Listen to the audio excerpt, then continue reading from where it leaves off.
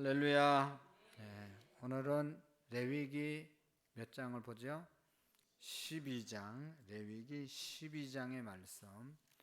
레위기 12장, 11장의 내용을 지난주에 함께 나눴죠. 오늘은 12장의 말씀, 8절 말씀까지입니다.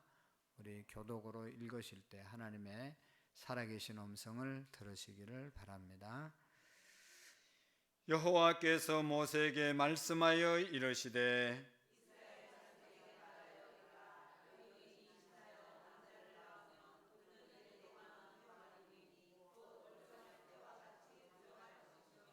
여덟째 날에는 그 아이의 포피를 벨 것이며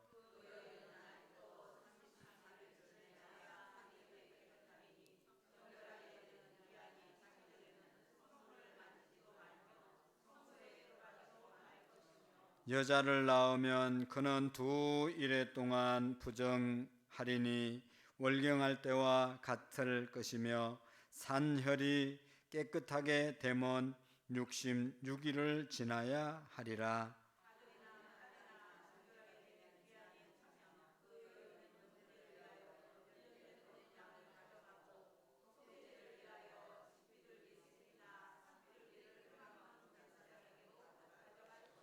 제사장은 그것을 여호와 앞에 드려서 그 여인을 위하여 속죄할지니 그리하면 산혈이 깨끗하리라.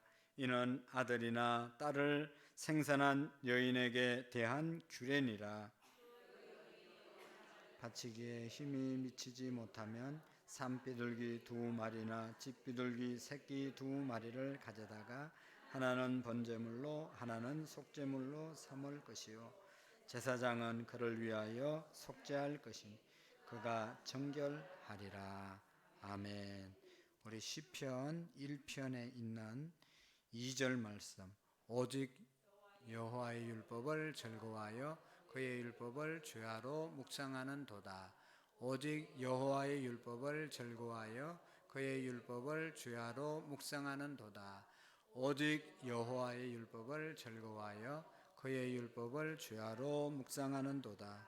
오직 여호와의 율법을 즐거워하여 그의 율법을 주야로 묵상하는 도다. 오직 여호와의 율법을 즐거워하여 그의 율법을 주야로 묵상하는 도다. 오직 여호와의 율법을 즐거워하여 그의 율법을 즐거워하는 도다. 아멘. 복 있는 사람은, 여러분, 우리는 복 있는 사람입니까? 여러분은 복 있는 사람입니까? 악한 사람들의 꾀에 넘어가지 않고 죄인들의 길에 서지 않고 오만한 사람들의 자리에 앉지 않는 것이 복이 있을 뿐만 아니라 여호와의 율법을 즐거워하고. 하나님 말씀 즐겁습니까? 설교 언제 끝날 건지 시계 안 봅니까?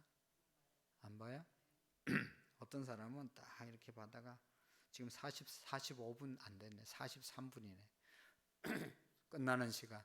목사님 오늘 설교가 너무 길었어요. 그렇게 하고 또 뭐 짧았어요. 얘기하는 사람도 있고. 우리 교회는 그런 사람 없어요. 그런데 다른 교회는 있다고 그래요. 가끔.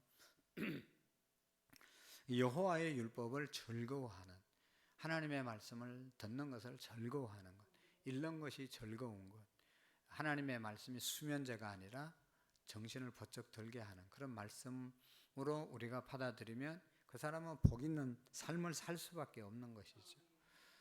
아무리 우리가 세상적으로 가지고 누리고 한다 하더라도 악한 사람의 꾀는 금방 멸망하는 거 다 아시죠? 이제 새로운 정권이 들어와서 그냥 새로운 사람들이 그 높은 자리 장관 올라간다고 얼마나 좋아하겠어요? 그동안 얼마나 기다렸는데. 그러나 장관 되고 국무총리 되고 뭐 되고 해도 5년 지나면 또 감옥 갈 사람 많아요.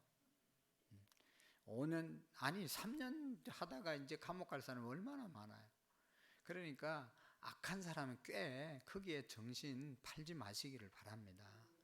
제가 뭐라고 그랬어요? 교회 안에도 악한 꾀가 있다는 거죠. 악한 꾀 부리는 사람이 있어요. 자기가 못하면 다른 사람도 못하게 하고, 다른 사람이 내가 인정받지 못하면 다른 사람도 그렇게 하지 못하게 하는 그런 무리들이 꼭 있다니까요. 그래서 그 악인들의 꾀를 따라가 가지고 그냥 신앙생활 아주 힘들게 어렵게 하다가 정신 차리고 아, 이게 아니구나. 얼마나 그 귀한 세월, 허송 세월 보낸 사람들이 한둘이 아니에요. 제가 볼 때 너무 안타까워요. 제가 또 그 사람 따라가지 말라고 일일이 얘기할 수도 없고, 그건 악인의 꾀다, 따라가지 말라, 그렇게 얘기하면 목사님 뭐 어떻게 사람을 그렇게 보냐고. 할렐루야. 할렐루야가 아니죠. 얼마 전에 어떤 분이 그러더라고. 아유, 목사님이 그 사람 멀리 하라고 소문이 났다고. 어째 목사님이 그럴 수 있냐고 그렇게 생각했는데 나중에 지나고 보니까 목사님 말씀이 왜 그랬는지 알겠다고. 난 그러지도 않았어요. 그러지도 않았는데 그랬다고 얘기하면서 자기들끼리 돌아다니면서 그러다가 엄청나게 상처받고 그 몇 년이 지났는데 지금 얘기하는 거예요. 악인의 꾀를 따라가면 그렇게 된다. 잘 분별해가지고 교회 안에서도 악한 꾀, 죄인들이 가는 길, 오만한 자리에 앉지 않는 그런 성도가 복 있는 성도입니다. 그러니까 전도하는데 열심히 나오고 기도하는데 열심히 나오고 우리 이어전도에 맨날 청소하잖아요. 그런 자리 나오면 악인들의 꾀, 죄인들의 길에 오만한 자의 자리에 앉을 시간이 없어요. 얼마나 열심히 권사님들이 섬기고 애쓰는데 그런 데 가야지 그냥 뒤에서 맴돌고 그냥 엉뚱한 소리나 하고 그렇게 하면 자기도 망하고 다른 사람도 다 망하는 거예요. 그런 사람들이 금방은 잘 되는 것 같잖아요. 그래도 마지막을 봐야죠. 마지막 정권 마지막을 보면 다 그게 어려움을 당하는 하나님의 심판을 받는 겁니다. 그래서 우리가 꼭 기억해야 돼. 교회 다니는 것으로 만족하지 말고 예수님 만나고 하나님 만나서 하나님 말씀이 정말로 주야로 묵상하는 그런 자들이 돼야 교회 다니면서 예수 믿으면서 시냇가에 심은 나무처럼 되지. 교회만 들락날락 한다고 해서 되는 게 아니잖아요. 보세요 여러분, 그렇게 오래 다녀도 달라진 게 뭐 있는지 얼마나 안타까운지 몰라요. 그게 아니고 하나님의 말씀을 즐거워하고 주야로 묵상하고 그 가운데 기록한 것을 지켜 행할 때 하나님의 축복이 우리의 복이 됨을 믿으시기를 바랍니다. 코로나 겪으면서 그냥 왔다 갔다 하는 사람은 다 떨어졌잖아요. 다 떨어지는 겁니다. 예수님이 마지막에 믿는 자를 보겠느냐 말씀하셨잖아요. 마지막 때가 되면 더 큰 환난과 시련이 오는데 믿는 자를 보겠느냐, 그때도 믿겠느냐 그 말이잖아요. 근데 많은 사람들이 예수님 배신하고 또 그렇게 부정하고 잘못된 길을 가잖아요. 우리는 끝까지 정말로 말씀 안에서는 말씀으로 행하는지를 보고 따라가셔야지. 그 사람의 열매를 보고 따라가야지. 그냥 말하는 것만 보고 따라가면 안 되는 거예요. 그 사람의 행동이 어떤지, 열매가 어떻게 맺히는지를 보고 우리가 따라갈 수 있기를 바랍니다. 자, 오늘의 말씀은 이 지금 11장의 음식을 통해서 우리 성도들은 정결하게 사는 방법을 말씀하셨어요. 아무거나 먹으면 안 된다 말씀하셨어요. 근데 이제 구약에 먹을 수 있는 짐승, 먹을 수 있는 새, 먹을 수 있는 고기, 물고기 이런 것들을 얘기했는데 지금 신약 시대에는 예수님 안에서 모든 것을 먹을 수 있고 또 모든 것을 안 먹을 수 있는 자유가 예수님 안에서 우리에게 주어졌어요. 그러니까 예수님만 잘 믿으면 그런 것들 다 자유할 수 있어요. 왜 그렇게 하셨는가? 레위기 11장 44절의 말씀 한번 보시면 나는 여호와 너희 하나님이라 내가 거룩하니 너희도 몸을 구별하여 거룩하게 하고 땅에 기는 길짐승으로 말미암아 스스로 더럽게 하지 말라. 나는 너희 하나님이 되려고 너희를 애굽 땅에서 인도하여 낸 여호와라. 내가 거룩하니 너희도 거룩할지니라. 아멘. 하나님이 어떤 것을 먹고 어떤 것을 먹지 말라고 구별한 것인가? 내가 거룩하니 너희도 거룩하라. 모두가 하나님 믿는 사람은 하나님처럼 거룩하게 하기 위해서 먹지 말라고 하신 겁니다. 그러니까 먹든지 안 먹든지 거룩해져야 되는 거예요. 하나님처럼 거룩해지고 또 안 믿는 사람들이 볼 때 저 사람은 하나님 믿는 거룩한 사람이다, 이걸 보여주게 하기 위해서 먹지 말라고 하는 그런 음식을 정했다고 말씀을 드렸죠. 그러니까 우리가 먹고 안 먹고 그게 중요한 게 아니라 우리의 삶이 얼마나 거룩하냐, 얼마나 구별되냐, 이거를 우리가 생각하면서 행동해야 한다는 것이죠. 그 다음에 오늘도 좀 이해가 안 가는 그런 말씀이 기록되어져 있죠. 아이를 낳았는데 아이를 낳았을 때 여인에 대한 규례라고 나와 있잖아요. 생명이 탄생되는 것은 동서고금을 막론하고 어디서든지 너무너무 축하받을 일이고 정말로 귀한 일이잖아요. 특별히 우리나라처럼 지금 인구가 감소되고 있고 초고령화 시대에 접어든 우리나라 같은 경우에 아이가 태어났으면 얼마나 축하하고 기뻐해야 될 그런 일이잖아요. 그런데 오늘 이제 그 시편에도 보면 127편 3절에 보면 자식은 여호와의 주신 기업이요 여호와께서 주신 선물이라고 말씀했어요. 자녀들은 하나님이 주신 선물이고 하나님의 축복인 줄로 믿습니다. 그래서 생육하고 번성하여 땅에 충만하라고 하신 그런 말씀도 있잖아요. 자녀를 많이 생산해서 이 땅에 충만하게 되는 것이 하나님의 축복인 것입니다. 근데 오늘 말씀에 보면 자녀를 낳으면 부정하게 된다, 그래서 정결의식을 행해야 된다라고 말씀하고 있습니다.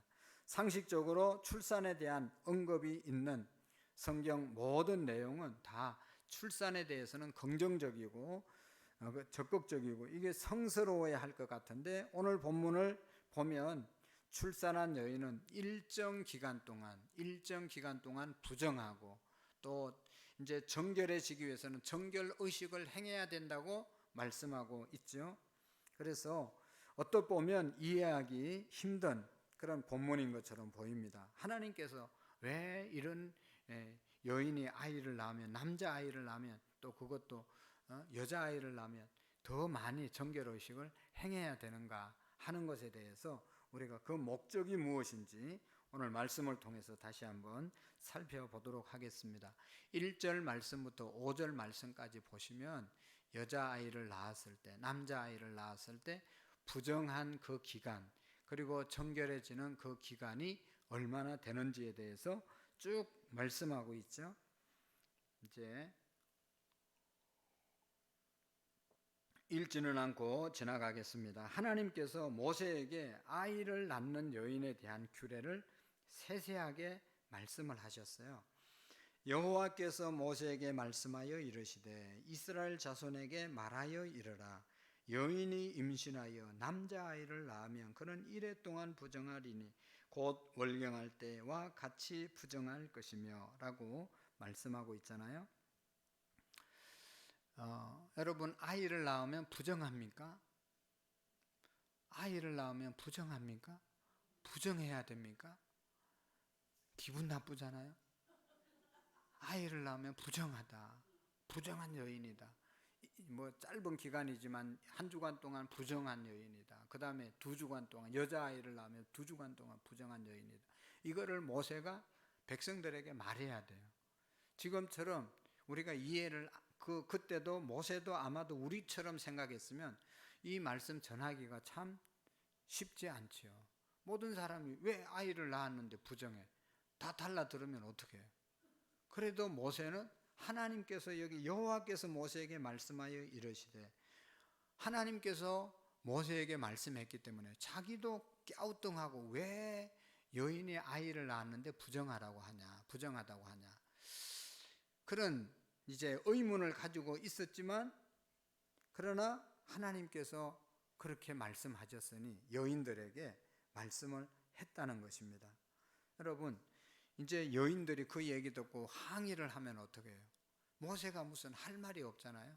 그럼에도 불구하고 하나님께서 말씀하셨으니 그냥 전해야 된다는 생각으로 전했던 것이죠.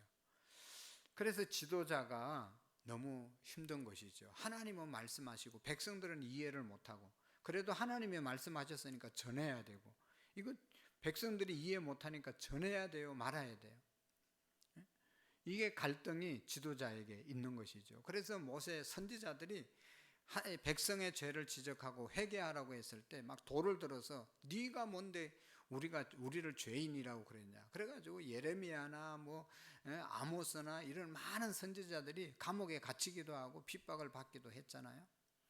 옛날뿐만 아니라 성경에뿐만 아니라 우리나라에서도 대통령에 대해서 어떤 높은 사람에 대해서 정면으로 막 똑바른 얘기하고 비판하면 핍박을 군사 정권에서는 받아서 감옥에 간 목사님들이 많이 있잖아요.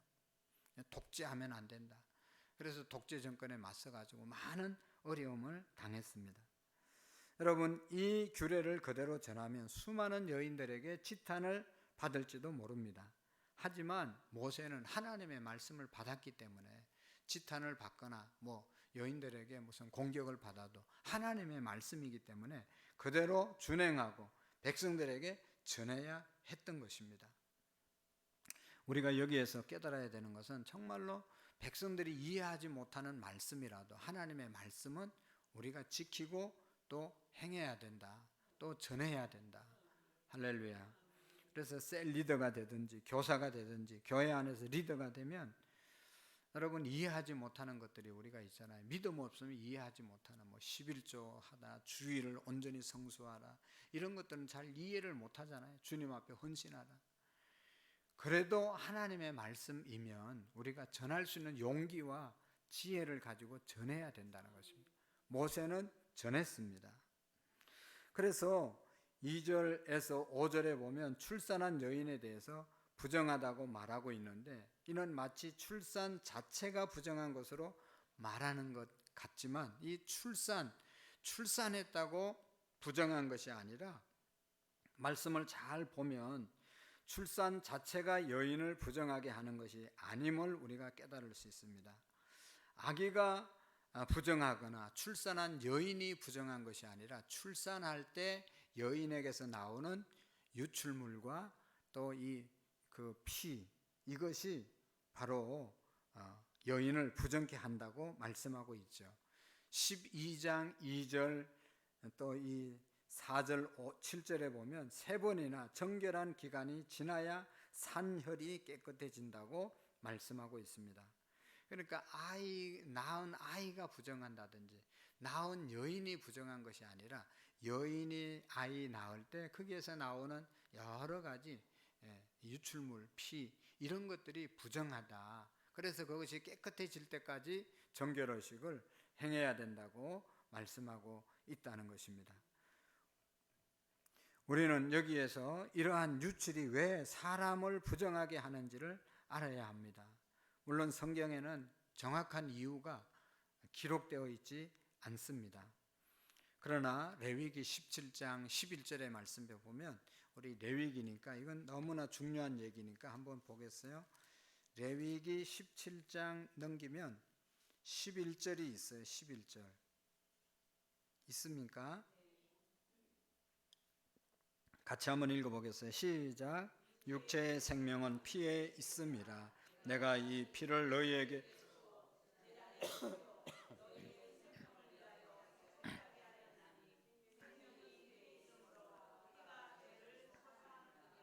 아멘. 육체의 생명은 피에 있음이니라 라고 하는 말씀이 있어요. 그렇기 때문에 피를 유출했다는 것은 생명을 감소했다는 그러한 뜻입니다. 죽음을 상징하는 그러한 부정적인 의미를 지니고 있는 것입니다. 그러므로 출산 자체는 분명히 하나님께서 주신 축복이고 은혜지만 거기에서 나오는 이제 피 유출로 인해서 부정하게 되었다라고 하는 것을 우리가 기억해야 합니다. 또 한 가지 이제 의문은, 남아를 낳았을 때는 또 여자아이를 낳았을 때는 부정한 기간이 다르잖아요. 다르죠? 네. 남자아이를 낳았을 때는 부정한 기간이 며칠이라고 그랬어요? 7일.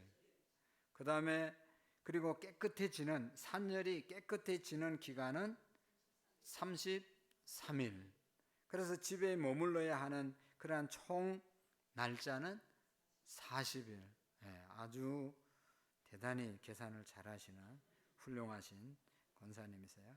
그리고 여자아이를 낳았을 때는 며칠을 부정하고 14일을 부정하고, 그 다음에 그 이후에 산혈이 깨끗하게 되는 그 기간은 66일 동안 집에 머물러야 하고, 그래서 총 80일간을 격리를 하게 했던 것입니다. 여인이 기한 동안 외출을 삼가했고 성물을 만지지 못하거나 또 성소에 들어가지 못하는 기간이 여자아이를 낳으면 80일, 또 남자아이를 낳으면 40일, 그렇게 절반, 배를 이렇게 차이를 둔 것은 뭐냐라고 하는 것입니다. 이것도 성경에 정확하게 기록이 없기 때문에 사람들이 연구해서 말한 설이에요, 설. 우리는 설을 막 말씀처럼 믿는 사람이 많아요. 예? 희한한 사람들이 많아요. 성경은 제대로 모르고 막 썰을 주장하는 사람들이 많이 있어요. 그러지 마시고 여러분, 이거는 정확한 거는 하나님이 성경에 기록을 안 했기에 모른다. 우리가 누가 구원받을지 이건 하나님만이 아신다. 할렐루야. 그리고 믿으면 구원받는다고 그랬으니까 믿는 자가 구원받는다. 그리고 이제 뭐 여러 가지 설로 얘기해야지, 그걸 막 말씀처럼 얘기해서 막 피가 토하도록 막 싸우고 그럴 필요가 없단 말이죠. 그래서 성경은 성별에 따라서 부정한 기간을 달리하는 이유를 명확하지 않지만 그 시대에 해석한 그 상황을 토대로 해서 우리가 유추해 볼 수가 있습니다. 그 중에 설득력이 있다고 여겨지는 두 가지 의견이 있습니다. 그 첫 번째로는 고대에서는 아들을 낳았을 때보다 딸을 출산할 때 산혈의 유출이 더 오래 지속된다고 믿었습니다. 여자아이를 낳으면 이 산혈, 피가 깨끗해지는 기간이 더 오래 걸린다. 왜 그런지는 모르죠. 그렇게 믿었다는 것입니다. 그러기에 딸을 낳았을 때는 부정한 기간을 2배나 잡고 집에 있게 만들었습니다. 만일 모세가 이를 고려해서 2배를 잡았다면 신빙성이 있을지 모르지만 이 말씀을 하나님께서 모세에게 직접 말씀하셨다는 것을 생각해 보면 이거는 하나님이 말씀하셨기에 하나님이 말씀하시기 전까지는 우리는 그냥 정확하게는 모르는 것이죠. 어쨌든 여자아이를 낳고 몸이 완전히 회복되는 기간이 남자아이를 낳았을 때보다 더 길다. 그래서 배를 쉬게 하셨다. 우리 다 남자아이, 여자아이 출산해 보셨으니까 어때요? 그런 것 같아요? 아주 오래돼서 모르죠. 이제 다시 한번 낳아보면 여자아이를 낳았을 때 몸이 더 처지고 남자아이를 낳았을 때 더 빨리 회복되고 이런 것 같아서 하나님이 이제 그렇게 됐는데, 그건 이제 우리가 그런 것 같아서 지금 얘기하는 거예요. 진짜 그런지 안 그런지는 사람마다 다를 수도 있고 하나님이 말씀하셨기 때문에 정확한 건 모른다는 것이죠. 모세가 얘기했다면 모세에게 백성들이 물어봤을 텐데 하나님의 말씀을 모세가 그대로 전했기에 물어봐도 모세도 답을 못하는 거 아니겠어요? 어쨌든 그런 거죠. 그 다음에 또 다른 견해는 있는데요. 고대 이스라엘 당시 아들을 선호하는 가부장적인 사회 속에서 딸을 낳은 산모와 아기가 자칫 홀대를 받을 수 있기에 격리 기간을 더 오래 두었다는 것입니다. 이 또한 그럴듯한 설명이지만 성경이 직접 말하고 있지 않기에 참고만 했으면 좋겠다라고 하는 생각이 듭니다. 다시 말하면 남자 선호 사상, 남아 선호 사상 있을 때 남자아이를 놓으면 막 좋아하고, 그러니까 빨리 기분이 좋아지고 이게 건강도 빨리 회복될 것 아니겠어요? 근데 이 여자아이를 놓으면 막 이렇게 천대하고 또 딸을 낳냐 이렇게 얘기하면 마음의 상처가 오래 가기 때문에 오랫동안 쉬게, 남자아이를 낳았으면 금방 회복될 수도 있지만 여자아이를 낳고 그렇게 상처받는 얘기 잘 안 돌봐주면 더 몸이 힘드니까 오랫동안 더 쉬게 만들었다라고 하는 설이 있다는 것입니다. 그런데 우리가 확실히 알아야 할 것은 여자아이를 낳았을 때 부정한 기간이 더 오래 지속된다고 해서 여자아이가 더 별로 좋지 않고 남자아이가 더 좋고 그런 차이가 있는 것은 아니라는 것을 우리가 기억해야 합니다. 하나님이 여자아이나 남자아이나 똑같이 귀하게 이 땅에 우리에게 보내주셨습니다. 우리가 조리하는 기간이 문제이지 그 남자아이나 여자아이나 생명은 똑같이 하나님께서 귀중히 여기신다는 것을 우리가 잊어서는 안 됩니다. 아들이든 딸이든 정결하게 되는 기간이 찼을 때 이제 예물을 드려서 이제 하나님 앞에 나가게 되는 것이죠. 이제 성차별로 인해서 남자아이가 더 좋고 여자아이가 더 열등하고 그런 것 아니라는 것입니다. 그리고 출산한 여인에 대한 규례를 긍정적인 관점으로 또 바라볼 필요가 있습니다. 물론 부정적으로 인한 그 격리 기간을 둔다는 그런 표현 자체는 그리 좋아 보이지 않으나 출산을 경험한 산모의 상황을 떠올려 보면 산모를 위한 율법인 것을 우리가 알 수가 있습니다. 그러니까 일주일 동안 33일 동안 쉬게 하고 그 다음에 여자아이를 낳았을 때는 또 2주간 꼼짝하지 못하게 있고 그 다음에 2주간이 지나도 66일 동안은 바깥 활동을 거의 못하게 한 것은 여인들을 조리하게 하기 위해서 쉬게 하기 위해서 한 것이다. 그렇게 우리는 받아들일 수 있는 것이죠. 산모는 공식적으로 주어진 이 기간 동안 사람들과 접촉해서는 안 되고 정해진 기간 동안 해산으로 인해서 후유증을 치료받는 기간을 자연스럽게 갖게 되는 것이죠. 특히 여자아이를 출산할 때 남자아이보다는 일주일을 더 부정한 기간이 길다는 것은 산모가 일주일 동안 더 안정을 찾게 취할 수 있게 된 것을 말하는 것이죠. 그러니까 딸을 낳았을 때 더 오래 이렇게 쉬게 만드는 것이죠. 즉 오늘날 표현으로 출산 휴가를 이제 받게 된 것인데 남자아이를 낳았으면 며칠이요? 40일, 여자아이를 낳았을 때는 80일 출산 휴가를 얻게 된 것이다. 그렇게 생각하면 아주 하나님께서 얼마나 귀한지 모르죠. 좋은 법을 우리에게 주셨는지 모르죠.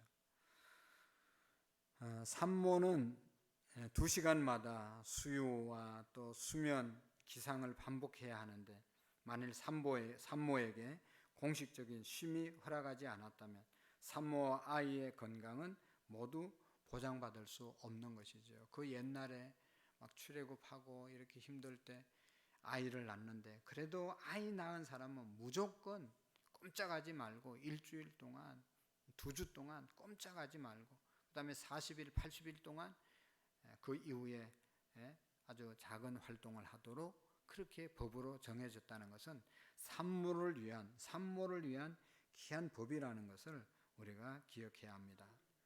하나님께서 주신 모든 율법은 선한 의도의 목적을 갖고 있다는 것입니다.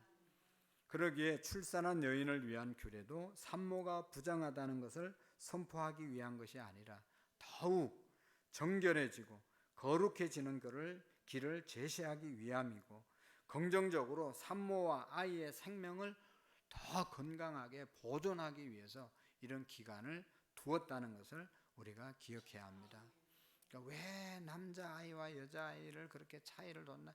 그거를 논쟁하는 것이 아니라 그렇게 함으로 쉼과 안식을 누리게 하신 그 하나님의 법을 주신 의도를 정신을 우리가 기억하자는 것이죠. 그 다음에 이제 마지막으로 여기 6절 말씀부터 8절 말씀까지 보면 산모가 정결되는 의식에 대해서 말씀하고 있습니다. 이제 그 기간이 지나고 나면 이제 활동을 해야 되는데 정결 의식을 행해야 되는 것이죠.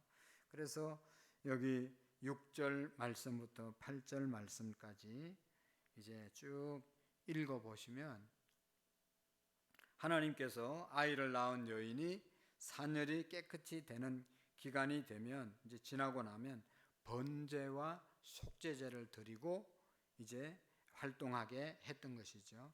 여기서 번제는 출산에 대한 감사와 헌신의 마음을 표현하기 위해서 드리는 그러한 제사입니다. 아이를 낳으면 우리가 출산 감사헌금을 지금도 드리잖아요. 그러니까 얼마나 감사합니까? 생명을 낳았으니까. 그러니까 감사하는 마음으로 번제를 드리는 것이죠. 경제적인 여건에 따라서 좀 부자는 양을 드리고, 양을 드린 그러한 형편이 안 되면 비둘기를 드리라, 비둘기라도 드리라 라고 말씀을 했습니다. 이를 통해서 우리는 하나님의 마음을 알 수가 있습니다. 하나님께서 원하시는 것은 바치는 제물의 어떠한 가치가 아니라 하나님을 향한 감사와 헌신의 마음을 받으시기를 원하시는 것이죠. 양을 드리든지 비둘기를 드리든지 양을 드리면 하나님이 더 기뻐하시고 축복하시고 그런 게 아니고, 비둘기를 드려도 감사한 마음으로 헌신의 마음으로 드리면 하나님은 기쁘게 받으신다. 만약에 여러분 하나님이 이제 아이를 낳고 이렇게 산열 기간이 끝나고 난 다음에 양을 다 드리라 그랬으면 양 없는 사람은 어떡할 뻔했어요? 양 없는 사람은 또 드릴 수 있는 비둘기를 드려도 괜찮다. 하나님께서 그렇게 해주신 것이죠. 그러니까 오늘날은 여러분 얼마나 감사해요. 하나님이 우리 형편 다 아시고 형편대로 드리기를 원하시는 것이에요. 형편대로 봉사하고 헌신하기를 원하시는 것이에요. 우리의 형편과 처지를 다 아시는 하나님이심을 믿으시기를 바랍니다. 그 다음에 산모가 번제를 드릴 뿐만 아니라 속죄제를 드려야 됐습니다. 속죄제는 죄를 사하기 위해서 드리는 제사였죠. 출산 과정을 통해서 유출을 겪었기에 부정한 문제를 제거해야 하기 때문에 속죄제를 드리라고 했던 것입니다. 앞에서도 우리가 이 속죄제는 반드시 모든 사람이 드려야 된다고 말씀을 드렸어요. 이 속죄제는 가난한 자나 부자나 차별 없이 모두가 같은 예물, 산 비둘기, 집 비둘기 새끼로 드리라고 했습니다. 우리는 다 죄가 있잖아요. 제사장도 죄가 있고 누구도 다 죄가 있어요. 그러니까 죄를 하나님 앞에 사하기 위해서는 비둘기를 드리라. 비둘기는 거의 다 드릴 수 있잖아요.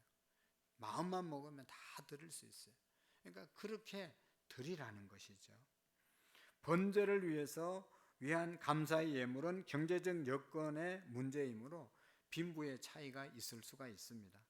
그러나 속죄 제물은 인간이 죄인이라는 점에서 모두 동일하기에 죄 사함을 위해서 드리는 예물의 차이가 있으면 안 되는 것이죠.